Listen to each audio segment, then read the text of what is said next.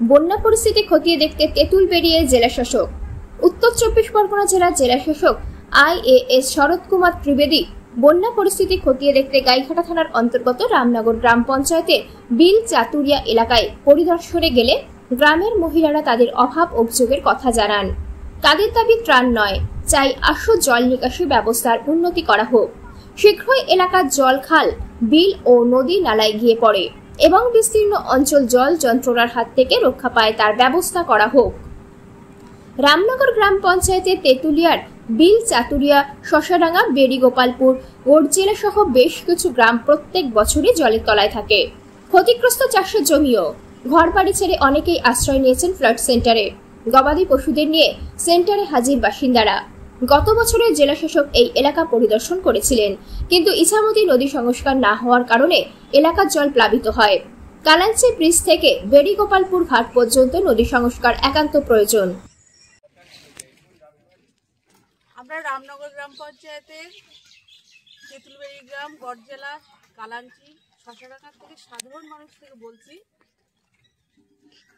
বিল চাতুরিয়া থেকে সাধারণ মানুষরা বলছি যে আমাদের এখানে যে জলের সমস্যা, মানে প্রত্যেক বছর আমরা বন্যার কবলিত হয়ে পড়ি এবং আমাদের যে জল নদী সংস্কারটা এখনো পর্যন্ত হয়নি। গতবারও উনি আমাদের ডিএম সাহেব এসেছিলেন, কথা দিয়েছিলেন, সংবাদপত্রে উঠেছিল যে আমরা নদী সংস্কার হচ্ছে, কিন্তু এবারও আমাদের হয়নি। আমাদের সাধারণভাবে আমরা কোনো ত্রাণ চাই না, কিচ্ছু চাই না, আমাদের কোনো কিছুতেই দরকার নেই।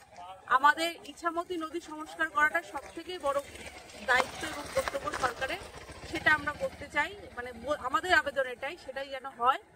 কালাঞ্চি ব্রিজ থেকে গোপালপুর ঘাট পর্যন্ত এটা প্রথমই প্রয়োজন এবং ডিএম সাহেব এসেছিলেন, আমাদেরকে বললেন তেঁতুলিয়া, আমরা আবেদন রেখেছি তেঁতুলিয়া পর্যন্ত যেন পরিষ্কারভাবে হয় এবং উনি বললেন যে হবে আগামী দিনে।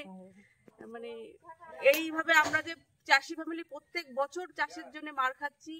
বিগত 9 মাস আমরা জলের তলায় থাকার পরে 3 মাস হয়তো আমরা চাষ করতে পেরেছি কিনা ঠিক নেই, আবার আমরা সেই জলের মধ্যেই উপস্থিত হয়েছি। আমাদের সংসার মানে চালানোর মতো পরিস্থিতি নেই, কিন্তু আমাদের ত্রাণের প্রয়োজন নেই। আমাদের নদী সংস্কারটা সব থেকে বেশি প্রয়োজন। আমাদের স্কুলের বাচ্চারা স্কুল যেতে পারছে না, আগামী দিনের পরীক্ষা দিতে যেতে পারছে না, সব দিক দিয়ে আমরা সমস্যায় পড়ছি। আমাদের নদী সংস্কারটা, ইছামতি নদী সংস্কার, যেটা কালাঞ্চি থেকে গোপালপুর ঘাট পর্যন্ত, সেটা সব থেকে বেশি প্রয়োজন। আমাদের সরকারের কাছে বিশেষভাবে আবেদন, এইটা যেন অবশ্যই হয়ে থাকে। আমারও সেই একই মূল বক্তব্য, সেই একই রাখবো যে আমাদের কোনো ত্রাণ কোনো কিছুই দরকার নেই। আমাদের একটাই কথা, সেটা হচ্ছে নদীটা সংস্কার হোক, আর কিছু বলা নেই। যা বললো এটাই। আমাদেরও সবাইকার এই একই বক্তব্য, আমাদের যাতে নদী তাড়াতাড়ি সংস্কার হয়। আমরা প্রতি বছর যেভাবে ভাসছি এইভাবে যেন আমাদের আর ভাসতে না হয়। ছেলেপিলে নিয়ে মানে স্কুল কলেজে পাঠানোর মতো রাস্তা নেই, আমরা বাজারহাটও করতে যেতে পারছি না, এত জল। মানে পুরোপুরি বন্ধ আমাদের, এরপরে খাওয়া দাওয়াই বন্ধ হয়ে যাবে। মানে আত্মহত্যা ছাড়া এরপরে আর কোনো রাস্তাই থাকবে না আমাদের।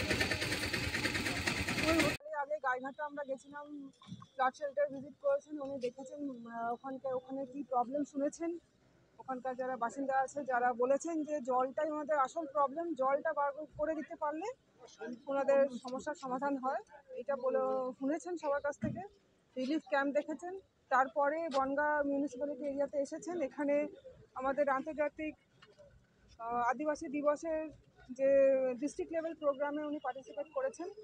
তারপরে আমরা এখানে থানার ঘাটে এসেছি। এখানে চেয়ারম্যান বনগাঁ মিউনিসিপ্যালিটির উদ্যোগে একটা নতুন মেশিন, ইম্প্রোভাইজড একটা ডিভাইস অর্গানাইজ করা হয়েছে, যেটার মাধ্যমে যেটা বনগাঁর সবথেকে বড় সমস্যা কচুরিপানা, সেইটা কেটে ফেলার যে প্রয়াসটা, সেটা উনি আজকে এখানে শুরু করলেন ডিএম স্যারের এবং এসপি স্যারের প্রেজেন্সে।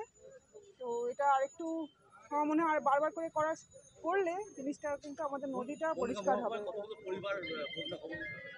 আমাদের বনগাঁ এবং গাইঘাটা দুটো ব্লকের কিন্তু রিলিফ ক্যাম্প চলছে। বনগাঁতে 6টা জায়গা চলছে আর গাইঘাটাতেও 6টা জায়গাতে চলছে। সব মিলিয়ে আমাদের বনগাঁ ব্লকে 640 জন আর গাইঘাটাতেও ওই রকমই 600 জন মানুষ এই ক্যাম্পগুলোতে রয়েছে।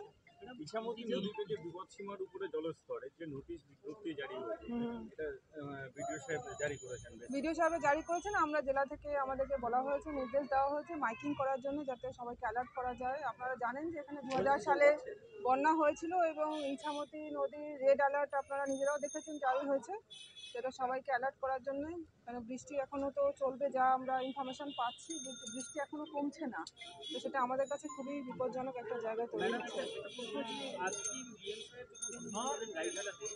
সেখানে তেঁতুলবেড়িয়াতে মহিলারা রীতিমতো দাবি করেছে ত্রাণ নয় ইছামতি সংস্কার চাই। একদম। কি বলবেন এটা, বিএম সাহেব কি বললেন? এইটা দেখুন, এইটা তো একটা বড় প্রবলেম, সেটা আমরা লাস্ট 1 বছর, গত বছরও ওয়াটার লগিংটা বিশ্বকর্মা পুজোর পর থেকে স্টার্ট হয়েছিল এবং প্রায় 2 মাস অতিক্রান্ত হওয়ার পরে তারপরে টিপির বাঁধের ওখানে খোঁড়ার পরে তারপরে কিছুটা আমরা রিলিফ দিতে পেরেছিলাম।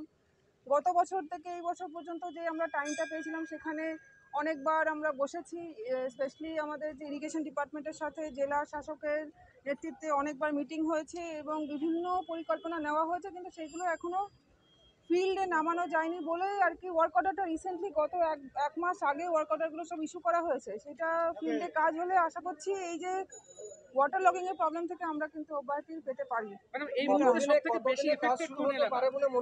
বর্ষাটা পেরানোর আগে তো হবে না, এটা আজকে ডিএম স্যার নিজেই বললেন, ওইখানে মহিলাদের সামনেই উনি এটা বলেছেন এবং ওনারা যে দাবিগুলো করেছেন, যে জায়গাগুলো ওনারা বলেছেন আমাদের ওই পরিকল্পনার মধ্যে রয়েছে। তো দেখা যাক, মানে আমরা তো সবাই অনেক কিছু বলছি, কিন্তু ফিল্ডে যতক্ষণ হচ্ছে ততক্ষণ আমরা কেউ এই জিনিসটা রিলিফটা পাচ্ছি না। ম্যাডাম, এই মুহূর্তে সবথেকে বেশি এফেক্টেড হয়েছে কোন এরিয়া? দেখুন, গতবারে গাইঘাটার 2-3টে জিপি এফেক্টেড হয়েছিল, রামনগর, সুটিয়া, ঝাউডাঙ্গা এলাকা, কিন্তু এবারে যমুনাতেও দেখছি জল উঠছে এবং আমাদের জলেশ্বর 1-2 এই জায়গাগুলোতেও মানে ভালো এফেক্টেড লোকে হয়ে যাচ্ছে। তো বাড়ছে, জায়গাটা বাড়ছে এবং সেটা নিয়ে আমরা মানে অ্যাডমিনিস্ট্রেশনের পক্ষ থেকে আমরা প্রচণ্ডই চিন্তিত। আমার সাথে সভাপতি ম্যাডাম রয়েছেন, গাইঘাটার চেয়ারম্যান সাহেবও রয়েছেন, এনারা নিজেরা ফিল্ডে ভিজিট করছেন ডেইলি এবং এনাদেরকে প্রবলেম মানে এনারা একদম মানে ফার্স্ট হ্যান্ড ইনফরমেশন নলেজ এদের আছে যে কীভাবে মানুষের সমস্যা হচ্ছে আর কি। আপনারা এবার উল্লেখ্য, গত সপ্তাহে জেলা পরিষদের সভাধিপতি নারায়ণ গোস্বামী, পরিবেশ ও স্বাস্থ্য কর্মাধ্যক্ষ অজিত সাহা, গাইঘাটা পঞ্চায়েত সমিতির সভাপতি ইলা বাগচি সহ প্রশাসনিক কর্মকর্তারা এলাকা পরিদর্শন করে প্রয়োজনীয় ব্যবস্থা নেওয়ার আশ্বাস দেন। বিল চাতুরিয়া ত্রাণ শিবিরে উপস্থিত হয়েছি।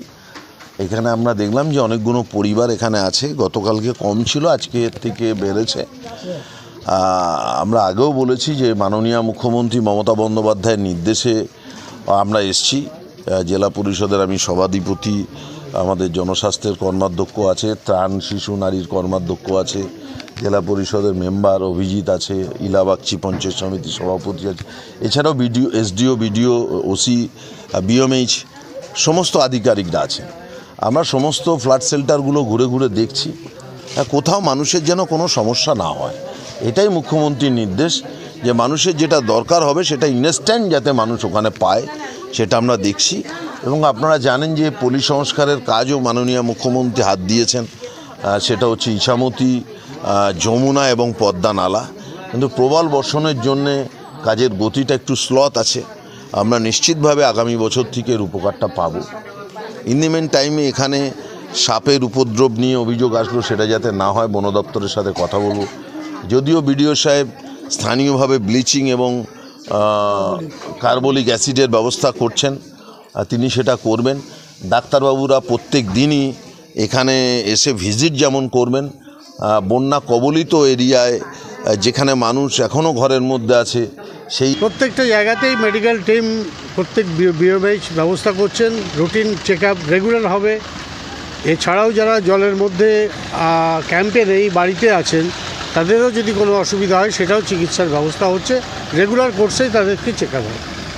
কারণ যেহেতু ছড়িয়ে পড়ছে চারিদিকে জ্বর, ডায়রিয়া বিভিন্ন রকম থাকে, তো এগুলো থাকলে হয়, সেগুলোর জন্য সমস্ত রকম প্রিকশন নেওয়া। রামনগর গ্রাম পঞ্চায়েতের তেঁতুলবেড়িয়া গ্রামের বিল চাতুরিয়া ফ্লাড সেন্টারে প্রায় 15টি পরিবার রয়েছে। এই গ্রামের প্রায় 40টি পরিবার বন্যা দুর্গত হওয়ায় দুর্বিষহ অবস্থার মধ্যে দিয়ে দিন কাটাচ্ছেন।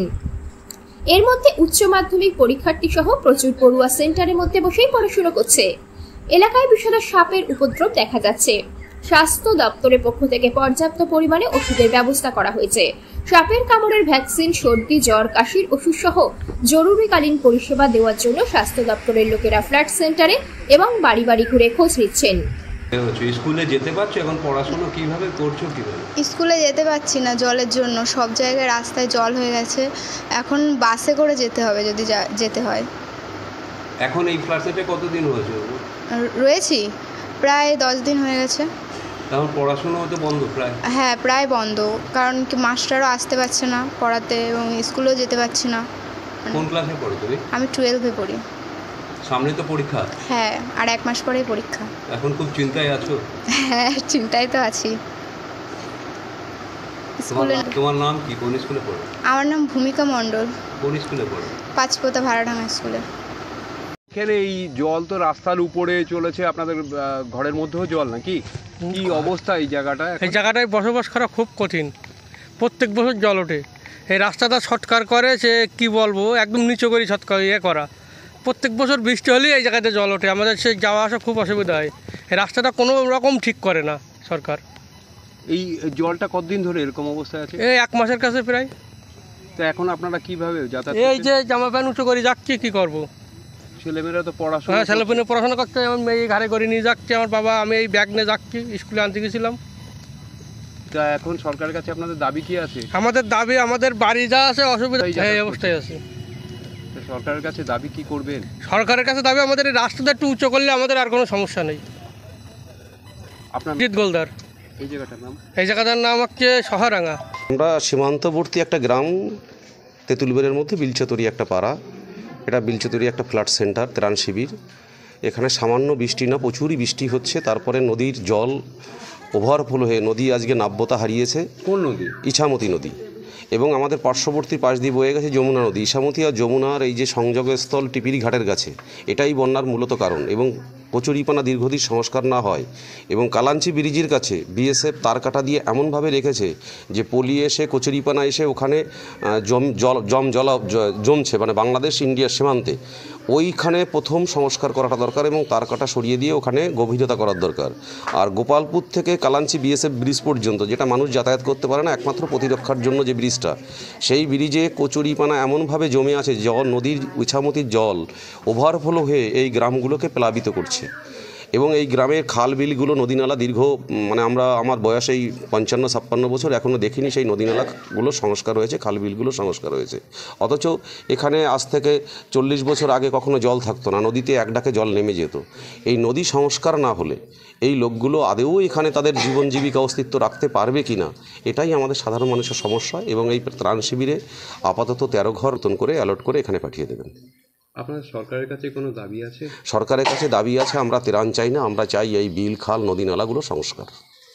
আপনার নামটা বলুন। আমার নাম সুশান্ত আচার্য। গ্রামটা? গ্রাম তেঁতুলবেড়িয়া।